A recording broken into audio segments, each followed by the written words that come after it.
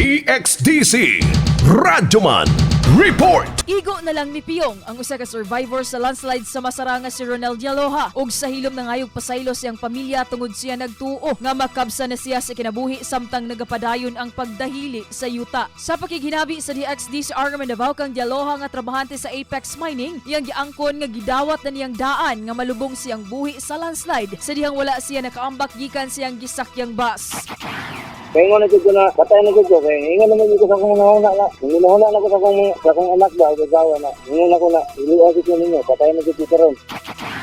Iyang gisaysay nga sa dihang nahuna-hunaan niya ang iyang pamilya. Naningkamot siya og gawas o tabok sa bintana sa duha ka nagtapad nga bus aron makaluwas dala ang kahadlok nga basin masigundahan pa ang maong landslide. Samtang inay maglipay nga siya naluwas, misamot ang ilang kabalaka tungod ang iyang igsuong si Dennis Dialoha kinsa nadatugan usab sa yuta, nagpabilin gihapon nga missing hangtod karon.